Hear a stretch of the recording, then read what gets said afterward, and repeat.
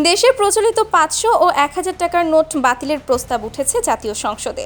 সরকার দলীয় সংসদ সদস্য ব্যারিস্টার এম মাহবুব উদ্দিন খোকনের দাবি, এ দুটি নোট প্রত্যাহার করলে কালো টাকা, অর্থ পাচার ও মানি লন্ডারিং কমবে এবং বিপুল পরিমাণ নগদ অর্থ আবারও ব্যাংকিং ব্যবস্থায় ফিরে আসবে।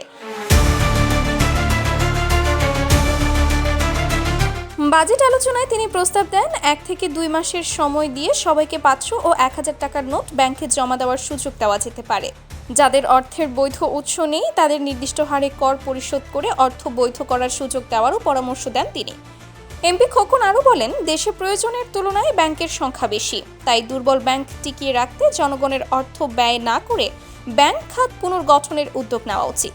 তিনি মনে করেন, অর্থ পাচার রোধে শুধু বিদেশে থাকা অর্থ ফেরানোর চেষ্টা নয়, বরং দেশে এমন পরিবেশ তৈরি করতে হবে যাতে মানুষ নিজের অর্থ দেশেই রাখতে আস্থা পায়। তবে বিশ্বের বিভিন্ন দেশে এমন উদ্যোগের ফল নিয়ে বিতর্ক হয়েছে।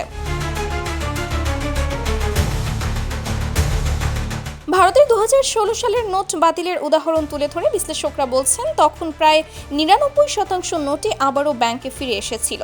ফলে কালো টাকা দমনে সেই উদ্যোগ কতটা সফল ছিল তা এখনও বিতর্কিত। এখন দেখার বিষয়, সংসদে উত্থাপিত এই প্রস্তাব সরকার বিবেচনায় নেয় কিনা, নাকি এটি কেবল আলোচনার মধ্যেই সীমাবদ্ধ থাকে। Sumaiya Snigdha, news desk, daily our Bangladesh.